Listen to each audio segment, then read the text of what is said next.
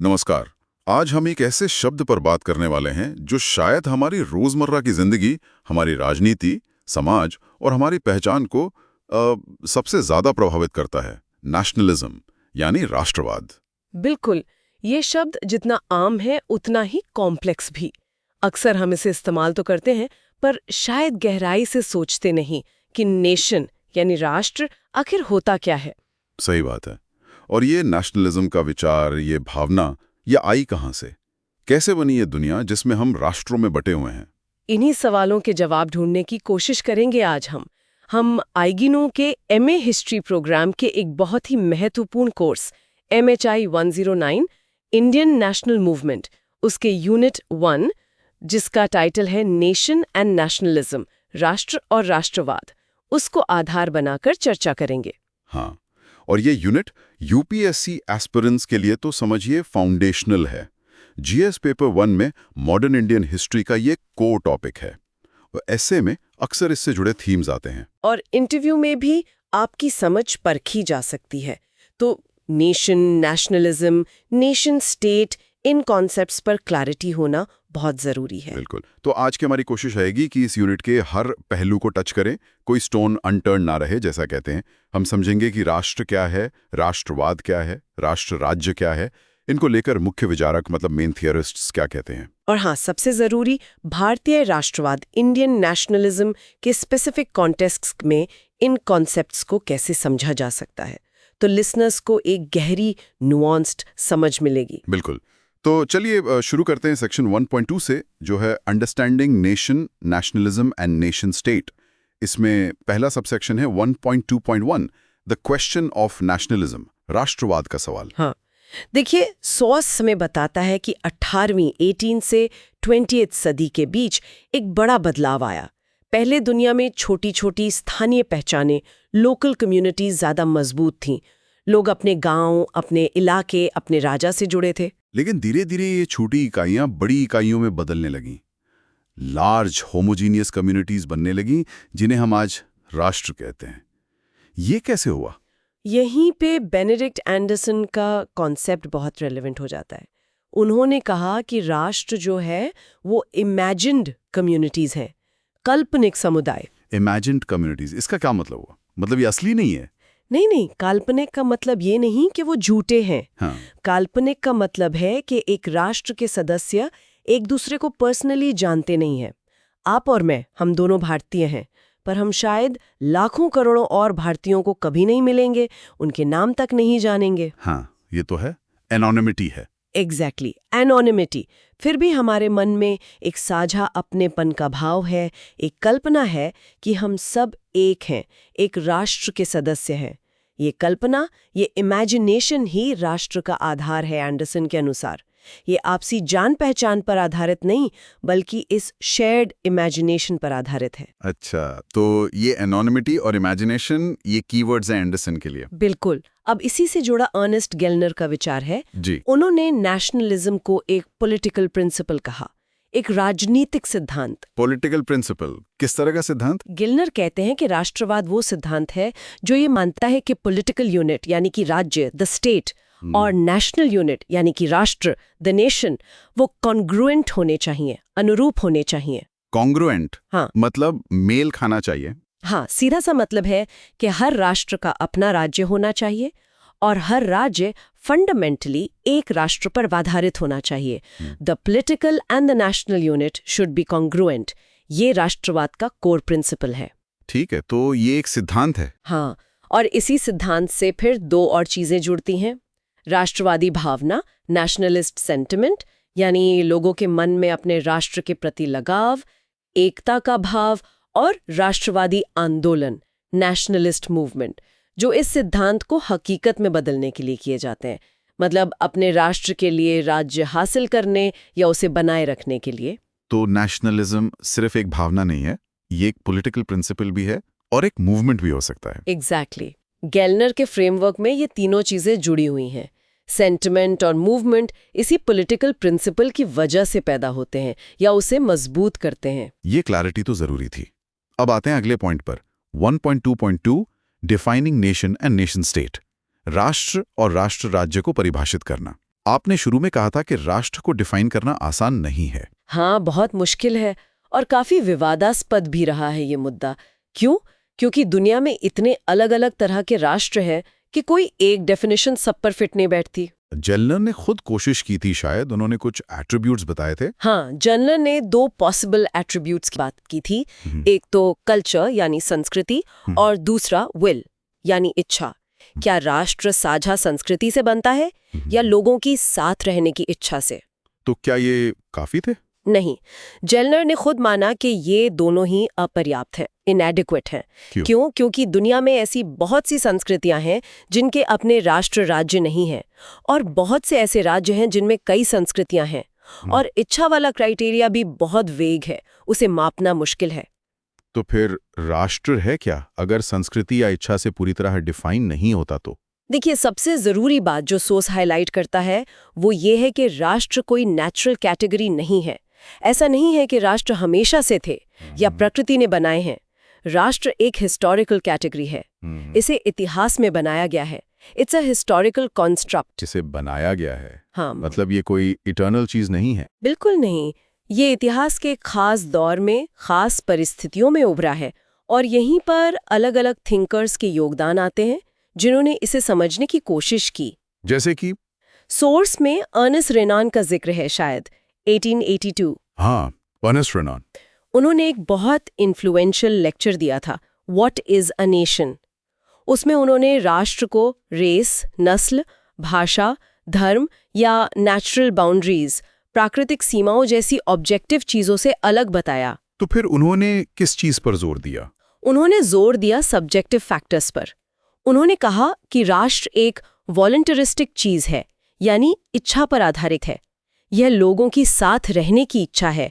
अ daily plebiscite, रोज होने वाला जनमत संग्रह जहां लोग रोजाना अपनी मर्जी से साथ रहते हैं। डेली प्लेबिसाइट, ये तो बड़ा पोएटिक विचार है। हाँ है। रेनान ने कहा कि राष्ट्र साझा यादों, खासकर दुख की यादों और भविष्य में मिलकर काम करने की इच्छा, विल और चेतना कॉन्शियसनेस पर टिका होता है। To have common glories in the past, a common will in the present, to have done great things together, to wish to do more. ये सब। तो रेनान के हिसाब से राष्ट्र एक तरह की आत्मा है, एक स्पिरिचुअल प्रिंसिपल है। एग्जैक्टली। अब इस डेफिनेशन का मेरिट क्या है? फायदा ये है कि ये राष्ट्र के ऐतिहासिक निर्माण, हिस्टोरिकल कंस्ट्रक्शन और सब्जेक्टिव फैक्टर्स पर सही जोर देता है। ये बताता है कि राष्ट्र कोई फिक्स चीज नहीं है, ये लोगों की चेतना और इच्छा से बनता है। लेकिन इसकी कमी क्या है? डीमेरिट। डीमेरिट ये है कि ये परिभाषा बहुत ज्यादा इंक्लूसिव है, मतलब इसमें बहुत कुछ आ सकता है, लेकिन ये पर्याप्त रूप से एक्सक्लूसिव नहीं है। ये ठीक से नहीं बताती कि एक राष्ट्र दूसरे समुदायों से अलग कैसे है। अगर सिर्फ इच्छा और चेतना ही काफी है तो कोई भी ग्रुप खुद को राष्ट्र कह सकता है। स्पेसिफिसिटी की कमी है। राइट। तो रेनान में सब्जेक्टिव साइड पर फोकस किया। इसके बाद सोर्स में जोसेफ स्टालिन का जिक्र है, 1913। हाँ, जोसेफ स्टालिन। उन्होंने बिल्कुल विपरीत अप्रोच अपनाई। उन्होंने राष्ट्र के ऑब्जेक्टिव, विशिष्ट लक्षणों, डिस्टिंक्टिव फीचर्स पर जोर दिया। क्या थे वो लक्षण स्टालिन के अनुसार? स्टालिन ने राष्ट्र को परिभाषित किया, ध्यान से सुनिएगा। Uh historically constituted stable community of people formed on the basis of a common language, territory, economic life and psychological makeup manifested in a common culture. Okay, ये तो काफी डिटेल्ड है। Historically constituted stable community, common language, territory, economic life, psychological makeup, common culture, काफी सारे objective criteria हैं इसमें। बिल्कुल। इसका मेरिट ये है कि ये स्पेसिफिसिटी लाने की कोशिश करता है। ये बताने की कोशिश करता है कि राष्ट्र बनने के लिए कुछ ठोस ऑब्जेक्टिव चीजें होनी चाहिए। लेकिन इसकी कमी, जैसे इच्छा, चेतना को पूरी तरह से अनदेखा कर देता है और ये परिभाषा बहुत रिजिड है। अगर इस डेफिनेशन को सख्ती से लागू करें तो दुनिया के कई समूह जो खुद को राष्ट्र मानते हैं वो शायद क्वालिफाई नहीं करेंगे। जैसे कोई उदाहरण? जैसे सोर्स में यूरोपीय यहूदियों का उदाहरण दिया गया है। 19वीं सदी या 20वीं सदी की शुरुआत में उनके पास अपना कॉमन टेरिटरी नहीं था, कॉमन इकोनॉमिक लाइफ शायद उतना नहीं था, फिर भी उनमें एक राष्ट्रीय चेतना विकसित हो रही थी। तो स्टालिन की परिभाषा उन पर फिट नहीं बैठती थी। तो स्टालिन बहुत ऑब्जेक्टिव हो गए, रेनन बहुत सब्जेक्टिव। हाँ, एक तरह से। अब आते हैं अर्नेस्ट गेलनर पर फिर से 1983 में। उनका एक और बहुत महत्वपूर्ण विचार था जिसकी हमने थोड़ी सी बात पहले की थी। कौन सा? वो राष्ट्रवाद राष्ट्रों को बनाता है वाला। Exactly. It is nationalism which engenders nations and not the other way around. ये गेलनर का बड़ा कंट्रीब्यूशन है। उनका कहना था कि पहले राष्ट्रवाद की विचारधारा और आंदोलन आते हैं और वो फिर राष्ट्रों का निर्माण करते हैं या उन्हें मजबूत करते हैं। इसका कोई उदाहरण भारत के संदर्भ में सोचें तो? हाँ बिल्कुल। भारतीय राष्ट्रवाद का आंदोलन पहले शुरू हुआ, उसने लोगों को एकजुट किया, एक साझा पहचान बनाने में मदद की और उसी प्रक्रिया में धीरे धीरे एक आधुनिक भारतीय राष्ट्र का भाव मजबूत हुआ। तो राष्ट्रवाद ने राष्ट्र को बनाया या बनाने में मदद की। बिल्कुल, सोचने का एक बिल्कुल अलग तरीका है। यूजुअली हम सोचते हैं कि पहले राष्ट्र होता है फिर उसमें राष्ट्रवाद आता है। हाँ, कॉमन सेंस शायद यही कहता है, पर गेलनर का एनालिसिस इसे पलट देता है। तो अब इन सब विचारों को मिलाकर रेनन, स्टालिन, गेलनर, क्या हम एक ज्यादा कॉम्प्रिहेंसिव डेफिनेशन, एक व्यापक परिभाषा बना सकते हैं राष्ट्र की? कोशिश कर सकते हैं। सोर्स इन सब को मिलाकर एक सिंथेसिस प्रस्तुत करता है। राष्ट्र क्या है? एक बड़ा अनाम मानव समुदाय है जो सब्जेक्टिव फीचर्स जैसे रेनन की इच्छा, चेतना, स्मृति, ऑब्जेक्टिव फीचर्स जैसे स्टालिन की ऐतिहासिक निरंतरता, कॉमन भाषा, क्षेत्र, आर्थिक जीवन, संस्कृति, और इडियोलॉजिकल फीचर्स यानी राष्ट्रवाद जैसा गेलनर ने कहा, इन सब के मिश्रण से बनता है। लेकिन क्या हर राष्ट्र में ये सारे फीचर्स होना जरूरी हैं? नहीं, यही क्रूशियल पॉइंट है। ये जरूरी नहीं कि हर राष्ट्र में ये सारे फीचर्स मौजूद हों। ये एक चेकलिस्ट नहीं है। जैसे भारत को ही लें। भारत एक राष्ट्र है, पर क्या हमारी कोई एक कॉमन लैंग्वेज है? नहीं।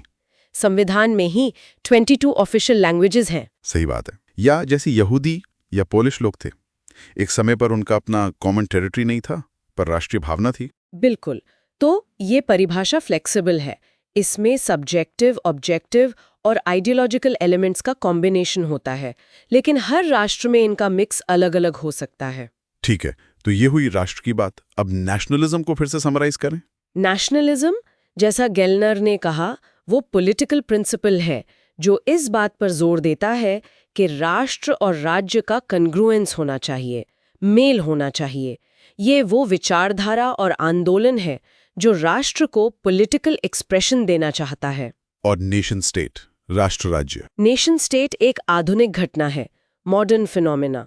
ये वो पॉलिटिकल व्यवस्था है जहां राज्य, स्टेट, सिर्फ एक शासक वर्ग का यंत्र नहीं है, बल्कि वो पूरे समाज का प्रतिनिधि, रिप्रेजेंटेटिव होने का दावा करता है और उसी समाज से अपनी लेजिटिमेसी हासिल करता है। एक ऐसा राज्य जो एक राष्ट्र पर आधारित है और उसी राष्ट्र का प्रतिनिधित्व करता है। तो नेशन, नेशनलिज्म, नेशन स्टेट, ये तीनों कॉन्सेप्ट्स आपस में जुड़े हुए हैं और आधुनिक दुनिया को समझने के लिए बहुत जरूरी हैं। एब्सोल्युटली। इनकी समझ के बिना आप modern history, politics, international relations कुछ भी ठीक से नहीं समझ सकते। बिल्कुल। अब हम आगे बढ़ते हैं सेक्शन 1.3 पर, challenges for a theory of nationalism, राष्ट्रवाद के सिद्धांत के लिए चुनौतियां। हाँ, ये सेक्शन एक बड़ा सवाल उठाता है। हमने देखा कि राष्ट्रवाद का उभार, इमर्जेंस, मोटे तौर पर उसी समय हुआ जब दुनिया अग्रेरियन, कृषि आधारित से इंडस्ट्रियल, औद्योगिक समाज की तरफ बढ़ रही थी, खासकर यूरोप ने। हाँ, ये कोइंसिडेंस तो लगता है 18वीं 19वीं सदी। तो सवाल ये है कि क्या ये महज संयोग था या इनके बीच कोई कॉज इफेक्ट रिलेशनशिप थी? क्या औद्योगिकीकरण ने राष्ट्रवाद को जन्म दिया? गेलनर का तो यही तर्क था ना कि राष्ट्रवाद इंडस्ट्रियलिज्म का प्रोडक्ट है। हाँ, गेलनर का मेन आर्ग्यूमेंट यही था। उन्होंने कहा कि इंडस्ट्रियल सोसाइटी की कुछ खास जरूरतें होती हैं। उसे एक मोबाइल वर्कफोर्स चाहिए जिसे कहीं भी भेजा जा सके, उसे एक लिटरेट वर्कफोर्स चाहिए जिसे स्टैंडर्डाइज तरीके से ट्रेन किया जा सके, मतलब पढ़ा लिखा गतिशील समाज। बिल्कुल। और इसके लिए जरूरत होती है एक होमोजीनियस कल्चर की, एक जैसी भाषा, एक जैसी शिक्षा प्रणाली की। इंडस्ट्रियल इकोनॉमी को परपेचुअल ग्रोथ चाहिए, लगातार तरक्की। इसके लिए जरूरी है कि लोग ऑक्यूपेशनल मोबिलिटी रखें, मतलब एक काम छोड़कर दूसरा सीख सकें, और स्पेशल मोबिलिटी भी, मतलब काम के लिए कहीं भी जा सकें। और इसमें राज्य की भूमिका बढ़ जाती है। हाँ, क्योंकि ये सब कौन करेगा? ये स्टैंडर्डाइजेशन, ये शिक्षा, ये मोबिलिटी को फैसिलिटेट करना, ये सब काम स्टेट करता है। स्टेट को अर्थव्यवस्था मैनेज करनी है, एजुकेशन देनी है, लोगों को होमोजेनाइज करना है, और इन सब के लिए स्टेट को लोगों की लॉयल्टी चाहिए, उनकी निष्ठा चाहिए। और यहीं राष्ट्रवाद आता है। गेलना के अनुसार हाँ, राष्ट्रवाद वो गोंद है जो लोगों को इस नए बड़े अनाम औद्योगिक समाज में एक साथ जोड़ता है। ये उन्हें एक साझा पहचान देता है, राज्य के प्रति निष्ठा पैदा करता है और इस पूरी व्यवस्था को स्मूथली चलाने में मदद करता है। तो गेलनर के लिए इंडस्ट्रियलिज्म की प्रक्रिया में राष्ट्रवाद अनिवार्य इनेविटेबल हो जाता है। ये थ्योरी सुनने में तो काफी लॉजिकल लगती है, इंडस्ट्रियल सोसाइटी की नीड्स और नेशनलिज्म का फंक्शन। हाँ, लगती है, और पश्चिमी यूरोप के अनुभव पर ये काफी हद तक फिट भी बैठती है। लेकिन यहीं पर चैलेंज आता है। क्या चैलेंज? चैलेंज ये है कि इंडस्ट्रियलिज्म तो यूरोप के भी कुछ ही हिस्सों में हुआ था, खासकर वेस्टर्न यूरोप में, लेकिन नेशनलिज्म वो तो पूरी दुनिया में फैल गया। हाँ, एशिया, अफ्रीका, लैटिन अमेरिका, वहां तो इंडस्ट्रियल रेवोल्यूशन उस तरह से नहीं हुआ था, कम से कम शुरुआत में। एग्जैक्टली। खासकर एशिया और अफ्रीका के जो औपनिवेशिक समाज थे वो तो नॉन इंडस्ट्रियलाइज्ड थे। फिर वहां राष्ट्रवाद कैसे और क्यों उभरा, गेलनर की थियरी इसे पूरी तरह एक्सप्लेन नहीं कर पाती। तो ये यूरोसेंट्रिक है, मतलब यूरोप के अनुभव पर ज्यादा आधारित है। हाँ, इसकी एक बड़ी क्रिटिसिज्म यही है। इंडस्ट्रियलिज्म में एक तरह से दुनिया को बांट दिया, एक यूरोपियन कोर जो औद्योगिक था और एक एशियन अफ्रीकन पेरिफेरी जो उसका कच्चा माल सप्लाई करता था या बाजार था। तो इंडस्ट्रियलिज्म का डिफ्यूजन, उसका प्रसार पूरी दुनिया में एक जैसा नहीं हुआ। लेकिन राष्ट्रवाद फैल गया। हाँ, उम्मीद के विपरीत नेशनलिज्म एक ग्लोबल फिनोमेनन बन गया। वो सिर्फ औद्योगिक समाजों तक सीमित नहीं रहा। तो ये एक पहेली है। एक बड़ा सवाल है कि आखिर 19वीं सदी के औद्योगिक इंग्लैंड और 20वीं सदी के औपनिवेशिक भारत जैसे इतने अलग-अलग समाजों में राष्ट्रवाद क्यों और कैसे उभरा?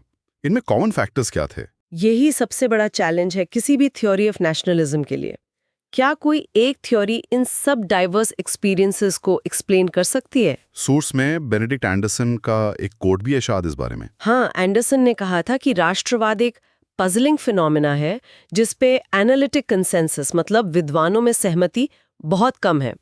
उन्होंने मजाक में ये भी कहा कि इसमें political power matched by philosophical poverty है, मतलब राजनीतिक रूप से ये बहुत ताकतवर है पर इसे समझने वाले सिद्धांत उतने मजबूत या सर्वमान्य नहीं है। Philosophical poverty, interesting phrase. तो अब हम आते हैं सेक्शन 1.4 पर, थ्योरीज ऑफ नेशनलिज्म, राष्ट्रवाद के सिद्धांत। हाँ, अब हम उन थियरीज को देखेंगे जो इस पजलिंग फिनोमेनॉन को एक्सप्लेन करने की कोशिश करती हैं। एक जनरल पॉइंट जो सोर्स बताता है वो ये है कि ज्यादातर सिद्धांतकार मानते हैं कि राष्ट्रवाद को समझने के लिए सिर्फ इंटरनल या एंडोजीनियस फैक्टर्स काफी नहीं है। इंटरनल फैक्टर्स मतलब? किसी समाज के अंदर की चीजें, हाँ, जैसे उसकी अपनी संस्कृति, इतिहास वगैरह। ज्यादातर मानते हैं कि एक्सटर्नल या एक्सोजेनस फैक्टर्स भी बहुत महत्वपूर्ण भूमिका निभाते हैं। टॉम नायन का एक कोट है कि राष्ट्रवाद का उदय बाहरी ताकतों के प्रभाव का नतीजा है। तो बाहरी कारक एक्सटर्नल फैक्टर्स जरूरी हैं, इस पर सहमति है, लेकिन मतभेद कहाँ है? मुख्य मतभेद इस बात पर है कि ये बाहरी कारक हैं क्या? What are these crucial external factors? क्या यह विकास का एक चरण है, स्टेज ऑफ डेवलपमेंट, जैसे गेलनर ने कहा? क्या ये कोई गहरी मानवीय जरूरत, ह्यूमन नीड है? क्या ये सिर्फ एक विचार है, आइडिया जो फैल गया? या ये भौतिक परिस्थितियां हैं, मटेरियल कंडीशंस? यहीं पर थ्योरीज अलग अलग हो जाती हैं। और सोर्स कहता है कि सबसे महत्वपूर्ण विभाजन बाइनरी है, मॉडर्निस्ट्स और नॉन मॉडर्निस्ट्स के बीच। हाँ, ये सबसे बड़ा डिवीजन है। मॉडर्निस्ट्स मानते हैं कि राष्ट्रवाद एक आधुनिक घटना है जो पिछली 2-3 सदियों में ही उभरी है। नॉन मॉडर्निस्ट्स मानते हैं कि इसकी जड़ें ज्यादा पुरानी हैं। तो पहले नॉन मॉडर्निस्ट थियरीज को देखते हैं, सेक्शन 1.4.1। ठीक है। नॉन मॉडर्निस्ट्स, जैसा कि नाम से ही जाहिर है, ये नहीं मानते कि राष्ट्रवाद सिर्फ पिछले 3 सेंचुरीज की देन है, लेकिन ये खुद भी एक होमोजेनस ग्रुप नहीं है, इनमें भी डाइवर्सिटी है। कैसी डाइवर्सिटी? इसमें कई तरह के विचारक आते हैं। एक है नेचुरलिस्ट्स जो मानते हैं कि राष्ट्रवाद एक तरह की प्राकृतिक भावना है, इंसान के फितरत में है अपने समूह से जुड़ना। दूसरे हैं पेरेनियलिस्ट्स जो मानते हैं कि राष्ट्र और राष्ट्रवाद शाश्वत है, हमेशा से रहे हैं, बस उनके रूप बदलते रहे हैं। पेरेनियलिस्ट्स मतलब जो हमेशा रहे? हाँ, पेरेनियली प्रेजेंट। अक्सर जो राष्ट्रवादी नेता होते हैं वो खुद इस तरह का दृष्टिकोण अपनाते हैं। वो दावा करते हैं कि उनका राष्ट्र तो सदियों से, हजारों सालों से चला आ रहा है। जैसे सोर्स में जिन्ना का उदाहरण दिया गया है कि भारत में हमेशा से 2 राष्ट्र थे। इन्वेंटेड ट्रेडिशन, घड़ी हुई परंपरा, ये कॉन्सेप्ट किसका है? ये कॉन्सेप्ट एरिक हॉब्सबॉम और टेरेंस रेंजर का है। इन्वेंटेड ट्रेडिशन का मतलब है ऐसी परंपराएं या ऐसे दावे जो लगते तो बहुत पुराने हैं पर असल में उन्हें हाल ही में किसी खास मकसद से गढ़ा या री इन्वेंट किया गया होता है। क्यों गढ़ा जाता है इन्हें? अक्सर लेजिटिमेसी हासिल करने के लिए, वर्तमान में किसी समूह या आंदोलन को सही ठहराने के लिए अतीत का सहारा लिया जाता है। ये दिखाया जाता है कि हम जो आज कर रहे हैं वो तो हमारी सदियों पुरानी परंपरा का हिस्सा है, हमारा राष्ट्र तो हमेशा से था। ये अतीत में राष्ट्र की निरंतरता, कॉन्टिन्यूटी का दावा होता है, जबकि असल में वो निरंतरता शायद उतनी न रही हो। ट्रेडिशन को इन्वेंट या कंस्ट्रक्ट किया जाता है। ये तो बहुत कॉमन टैक्टिक लगती है पॉलिटिक्स में। बिल्कुल है। तो पेरेनियलिस्ट अक्सर जाने अनजाने इन्वेंटेड ट्रेडिशंस का इस्तेमाल करते हैं। और नॉन मॉडर्निस्ट्स में और कौन आते हैं? एक और महत्वपूर्ण ग्रुप है एवोल्यूशनिस्ट का। ये मानते हैं कि हाँ, आधुनिक राष्ट्र, मॉडर्न नेशंस तो नए हैं, लेकिन वो अचानक से पैदा नहीं हुए। वो पहले से मौजूद जातीय या सांस्कृतिक जड़ों, प्री एग्जिस्टिंग एथनिक और कल्चरल रूट से धीरे धीरे विकसित हुए हैं। मतलब पुरानी जड़ें हैं। हाँ, इस अप्रोच के सबसे बड़े प्रोपोनेंट हैं एंथनी डी स्मिथ। वो मानते हैं कि आधुनिक राष्ट्रवाद अक्सर पुराने एथनीज, जातीय समूह पर बनता है, उनकी यादों, मिथकों, प्रतीकों का इस्तेमाल करता है। तो यहाँ कंटिन्यूटी भी है और चेंज भी। तो नॉन मॉडर्निस्ट में नेचुरलिस्ट्स, पेरेनियलिस्ट्स, एवोल्यूशनिस्ट्स ये सब मानते हैं कि राष्ट्रवाद की जड़ें आधुनिक काल से पहले की हैं। हाँ, किसी न किसी रूप में। अब आते हैं मॉडर्निस्ट थ्योरीज पर, सेक्शन 1.4.2। मॉडर्निस्ट्स यानी जो राष्ट्रवाद को पूरी तरह से आधुनिक घटना मानते हैं, हाँ, पिछली 2-3 सदियों की। करेक्ट। लेकिन मॉडर्निस्ट्स के अंदर भी काफी डाइवर्सिटी है। वो मानते तो सब हैं कि ये मॉडर्न है, पर क्यों है, कैसे बना, इस पर अलग-अलग विचार हैं। जैसे एक विचारक हैं एल.ए. किडूरी। उन्होंने 1961 में एक किताब लिखी थी, नेशनलिज्म। उनका तर्क था कि राष्ट्रवाद फंडामेंटली एक यूरोपियन डॉक्ट्रिन है, एक सिद्धांत है। डॉक्ट्रिन मतलब विचारों का समूह। हाँ, किडोरी मानते थे कि राष्ट्रवाद 19वीं सदी में यूरोप में कुछ दार्शनिकों और बुद्धिजीवियों के विचारों, आइडियाज से पैदा हुआ। ये मुख्यतः इंटेलेक्चुअल हिस्ट्री का प्रोडक्ट है। ये कोई गहरी स्ट्रक्चरल चीज नहीं है, बल्कि विचारों के फैलने से उपजा है। ये एक नॉन स्ट्रक्चरल एक्सप्लेनेशन है। तो किडोरी के लिए आइडियाज मैटर करते हैं। यस। फिर आते हैं अर्नेस्ट गेलनर, जिनकी बात हम पहले कर चुके हैं। उनकी व्याख्या स्ट्रक्चरल और मटीरियलिस्ट है। वो विचारों से ज्यादा जोर सामाजिक आर्थिक संरचनाओं, सोशियो इकोनॉमिक स्ट्रक्चर्स पर देते हैं। हाँ, उनका इंडस्ट्रियलिज्म वाला आर्गुमेंट। बिल्कुल, उसे थोड़ा और दोहरा लेते हैं। गेलनर के लिए राष्ट्रवाद एग्रेरियन समाज से इंडस्ट्रियल समाज में ट्रांजिशन का एक अभिन्न अंग है। इंडस्ट्रियल इकोनॉमी को परपेचुअल ग्रोथ चाहिए, उसे होमोजीनियस लिटरेसी चाहिए, उसे ऑक्यूपेशनल और स्पेशल मोबिलिटी चाहिए, उसे ज्यादा इगैलिटेरियनिज्म चाहिए, कम से कम सिद्धांत में।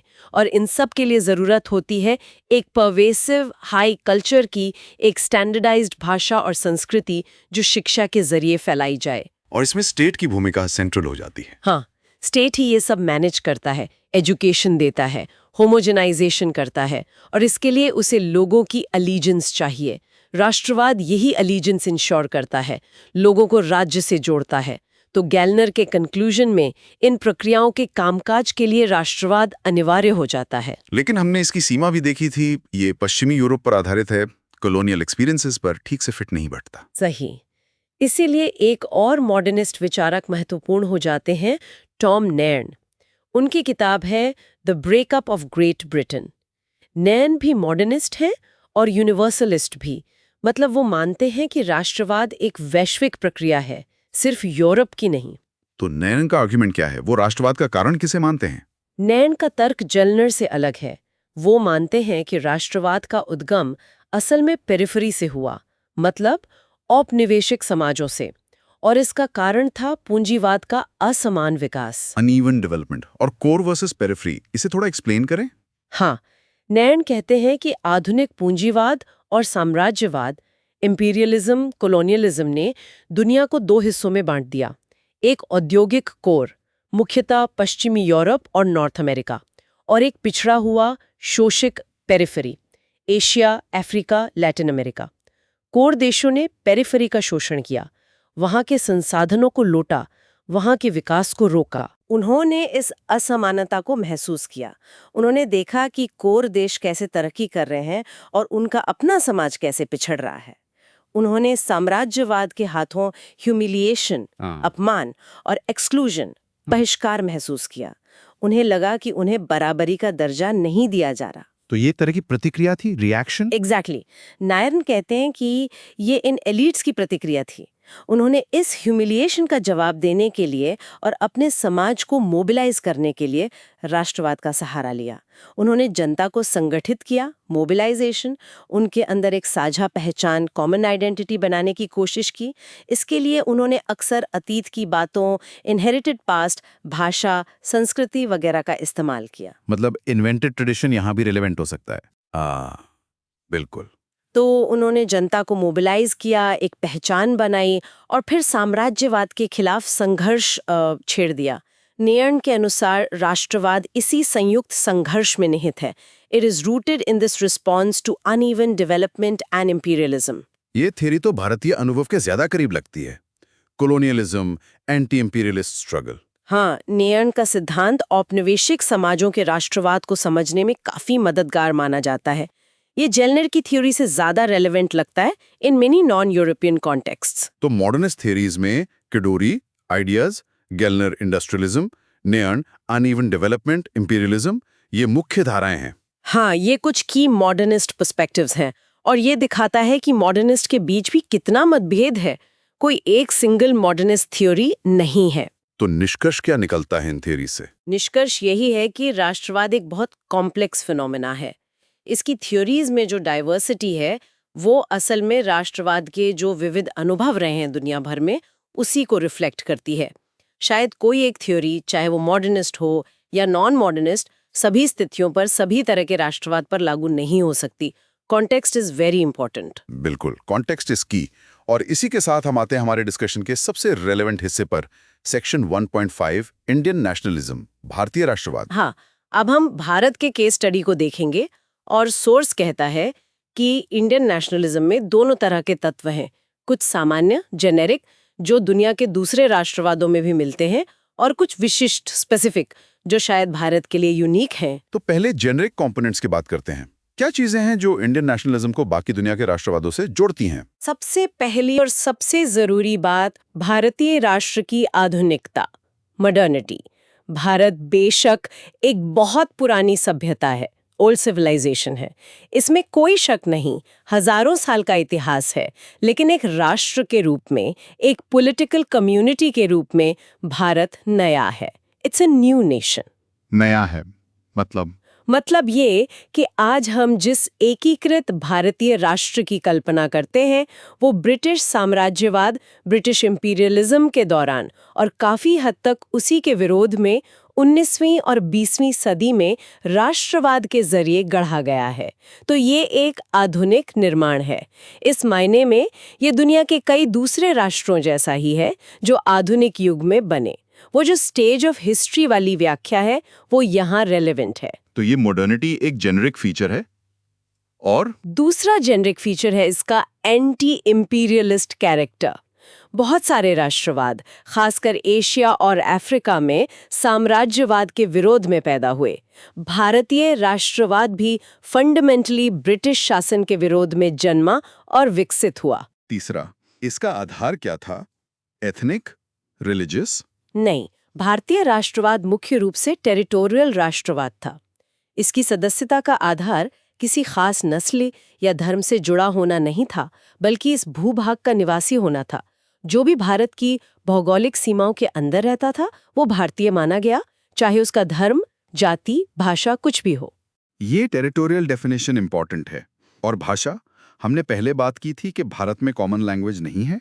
हाँ, तो भारतीय राष्ट्रवाद किसी एक भाषा पर आधारित नहीं था, बल्कि जो चीज लोगों को जोड़ने वाला एक कॉमन फैक्टर बनी वो थी ब्रिटिश शासन के तहत होने वाला कॉमन इकोनॉमिक एक्सप्लॉयटेशन, सामान्य आर्थिक शोषण और राजनीतिक अधीनता, पॉलिटिकल सब्जुगेशन।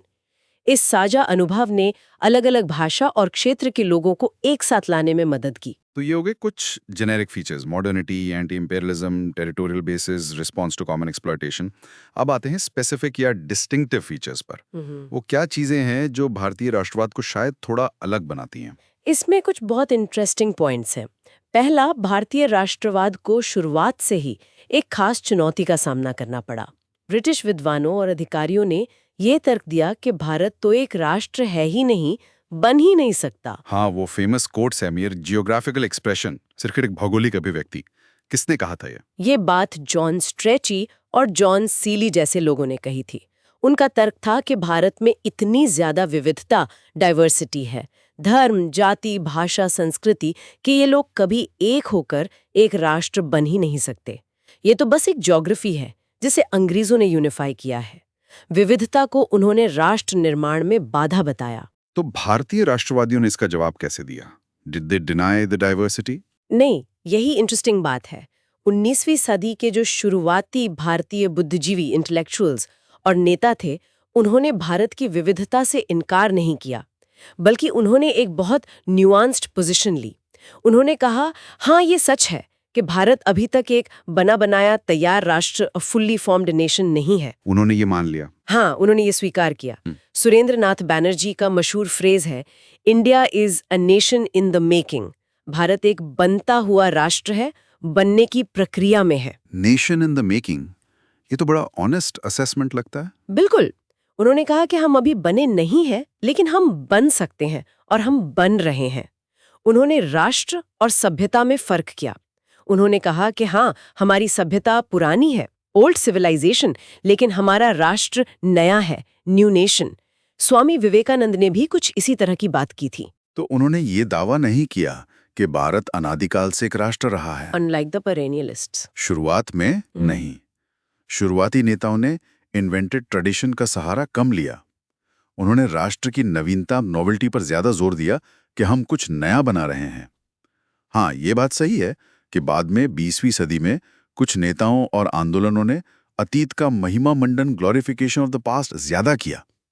प्राचीन भारत को एक आदर्श राष्ट्र के रूप में प्रस्तुत करने की कोशिश की। लेकिन शुरुआती दौर में फोकस मेकिंग पर था। ये एक बहुत महत्वपूर्ण स्पेसिफिक फीचर है, acknowledging diversity and the nation in the making concept. दूसरा स्पेसिफिक फीचर क्या था? प्लूरलिज्म, बहुलवाद पर जोर। जहां ब्रिटिश विविधता को कमजोरी मानते थे, वहीं भारतीय नेताओं ने इसे भारत की ताकत माना। उन्होंने कहा कि भारत की पहचान इसी विविधता में है। गांधी जी का भी शायद इस पर कोई कोट है। हाँ, सोर्स में गांधी जी का एक कोट है, हरिजन से, 1940 का। उन्होंने कहा था कि भारतीय संस्कृति न हिंदू है, न इस्लामिक, न कोई और, बल्कि इन सब का एक खूबसूरत मिश्रण है। उन्होंने ये भी माना कि राष्ट्र निर्माण एक लंबी प्रक्रिया है, इसमें समय लगता है। और ये प्लूरलिज्म सिर्फ बातों में था या प्रैक्टिस में भी दिखा? ये प्रैक्टिस में भी देखा। जैसे आज़ादी के बाद जब संविधान बना तो किसी एक भाषा को राष्ट्रभाषा नहीं बनाया गया। इनिशियली 14 और अब 22 लैंग्वेजेस को ऑफिशियल स्टेटस दिया गया। ये भारत के प्लूरल कैरेक्टर का एक बड़ा सबूत है। ठीक है। तीसरा स्पेसिफिक फीचर? तीसरा है इसका नॉन कोअर्सिव गैर जबरदस्ती वाला कैरेक्टर। तुलनात्मक रूप से कोशिश ये रही कि राष्ट्रीय एकता को ऊपर से थोपा न जाए, बल्कि आम सहमति से, बातचीत से, अकोमोडेशन से बढ़ावा दिया जाए। जाहिर है इसमें हमेशा सफलता नहीं मिली, तनाव रहे, लेकिन फंडामेंटल अप्रोच नॉन कोअर्सिव रखने की कोशिश की गई। और चौथा इसका सिविल नेचर का होना, मतलब राष्ट्र की सदस्यता जन्म या धर्म या नस्ल पर आधारित ना होकर नागरिकता पर आधारित थी। एक धर्मनिरपेक्ष लोकतांत्रिक गणराज्य का विचार इसी सिविल नेशनलिज्म से जुड़ा है। तो ये 4 डिस्टिंक्टिव फीचर्स हो गए: nation in the making concept, emphasis on pluralism, largely non coercive approach और सिविल नेचर। हाँ, ये भारतीय राष्ट्रवाद की कहानी को थोड़ा यूनिक बनाते हैं, हालांकि जेनरिक एलिमेंट्स भी उतने ही महत्वपूर्ण हैं। बिल्कुल। तो हमने नेशन, नेशनलिज्म, नेशन स्टेट की कॉन्सेप्ट समझी, थियोरीज देखी और इंडियन नेशनलिज्म के जेनरिक और स्पेसिफिक एस्पेक्ट्स पर भी बात की। अब वक्त है सेक्शन 1.6 समरी का। की टेकअवेज क्या रहे इस पूरी चर्चा के। लिसनर्स के लिए बुलेट पॉइंट्स में दोहरा सकते हैं। जरूर। So the key takeaways are राष्ट्र, राष्ट्रवाद और नेशन स्टेट, राष्ट्र राज्य आपस में गहरे जुड़े हुए कॉन्सेप्ट्स हैं। राष्ट्र एक आधुनिक इमेजिन्ड कम्युनिटी है, बेनेडिक्ट एंडरसन, और राष्ट्रवाद वो राजनीतिक सिद्धांत, भावना और आंदोलन है जो राष्ट्र को राज्य से जोड़ने की कोशिश करता है, गेलनर। 2 राष्ट्र को परिभाषित करना जटिल है, कोई एक डेफिनेशन नहीं है। इसमें सब्जेक्टिव एलिमेंट्स जैसे रेनन की इच्छा, चेतना, और ऑब्जेक्टिव एलिमेंट्स जैसे स्टालिन के भाषा, क्षेत्र, इतिहास, दोनों का महत्व हो सकता है। और गेलनर का ये विचार कि राष्ट्रवाद राष्ट्रों को बनाता है बहुत महत्वपूर्ण है। 3 राष्ट्रवाद के सिद्धांतों में मुख्य विभाजन मॉडर्निस्ट्स और नॉन मॉडर्निस्ट्स के बीच है। नॉन मॉडर्निस्ट्स लाइक पेरेनियलिस्ट्स, एवोल्यूशनिस्ट्स इसकी जड़ें अतीत में देखते हैं, जबकि मॉडर्निस्ट इसे आधुनिक घटना मानते हैं। 4 की मॉडर्निस्ट थ्योरिस्ट्स वे शामिल हैं एली केडूरी, जिन्होंने इसे यूरोपियन डॉक्ट्रिन माना, अर्नेस्ट जेलनर, जिन्होंने इसे इंडस्ट्रियलिज्म से जोड़ा, और टॉम नायरन, जिन्होंने इसे पूंजीवाद के अनइवन डेवलपमेंट और साम्राज्यवाद की प्रतिक्रिया बताया, खासकर पेरिफेरी में।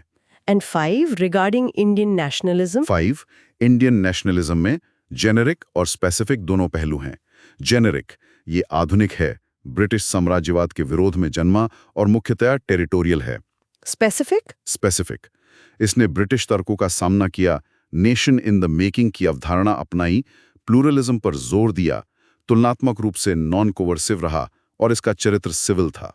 बहुत बढ़िया समरी। और यूपीएससी रेलेवेंस के बारे में फिर से याद दिला दे। हाँ, ये सारे कॉन्सेप्ट्स और थ्योरीज यूपीएससी सिलेबस के लिए क्रूशल हैं। मॉडर्न इंडियन हिस्ट्री समझने के लिए, इंडियन पॉलिटी जैसे सिटीजनशिप, फेडरलिज्म, सेक्युलरिज्म को अप्रिशिएट करने के लिए, ऐसे लिखने के लिए, और यहाँ तक कि भारत की समकालीन चुनौतियों को समझने के लिए भी राष्ट्र और राष्ट्रवाद की गहरी समझ होना बहुत जरूरी है। बिल्कुल। तो ये थी हमारी विस्तृत चर्चा इग्नो MHI 109 के यूनिट 1 नेशन एंड नेशनलिज्म पर। अब हम सेक्शन 1.7 एक्सरसाइजेस पर तो नहीं जा रहे, लेकिन लिसनर्स के लिए एक प्रोवोकेटिव थॉट जरूर छोड़ सकते हैं। हाँ बिल्कुल। आज जब हम दुनिया भर में राष्ट्रवाद के नए और कभी-कभी चिंताजनक रूप उभरते हुए देख रहे हैं, कहीं ज्यादा अग्रेसिव, कहीं ज्यादा एक्सक्लूसिव, ऐसे में भारत का जो अनुभव रहा है, खासकर उसके प्लूरलिस्ट और कंसेंसस बेस्ड अप्रोच का, वो हमें क्या सिखा सकता है? और क्या ये सिद्धांत जो हमने डिस्कस किए, रेनॉन्ग, गेलनर, नायरन, एंडरसन, क्या ये आज भी उतनी ही प्रासंगिक है? आज के राष्ट्रवाद को समझने में ये हमारी कितनी मदद कर सकते हैं? These are questions worth pondering. इन पर जरूर सोचिएगा। और मैं इनकरेज करूंगी कि इस चर्चा को शायद दोबारा सुने। कई लेयर्स हैं इसमें जो पहली बार में शायद मिस हो जाएं। यह आपकी यूपीएससी तैयारी और लाइफ में क्रिटिकल थिंकिंग को डेवलप करने में जरूर मदद करेगा। बिल्कुल। और अगर आपको ये विस्तृत विश्लेषण, ये चर्चा पसंद आई तो सुन लो यूपीएससी यूट्यूब चैनल को लाइक करना ना भूलें, इसे अपने दोस्तों के साथ शेयर करें, और हाँ, सब्सक्राइब जरूर करें ताकि आप ऐसी और गहन चर्चाओं से जुड़े रहें। नीचे कमेंट सेक्शन में हमें जरूर बताएं कि आपको कौन सा सिद्धांत या कौन सा पहलू सबसे रेलेवेंट लगा, या आप अगले किस विषय पर ऐसी ही चर्चा सुनना चाहेंगे। Your feedback is valuable. और अगर आप चाहें तो सुपर थैंक्स के जरिए आप अपना समर्थन भी हमें दिखा सकते हैं। आपका छोटा सा योगदान भी हमें इस चैनल को सस्टेनेबल बनाने में, इसे लंबे समय तक चलाने में और आपके लिए ऐसा हाई क्वालिटी कंटेंट लाते रहने में बहुत मदद करेगा। तो बस पढ़ते रहिए, सोचते रहिए और अपने लक्ष्य की तरफ पढ़ते रहिए। पढ़ते रहें, बढ़ते रहें। जय हिंद।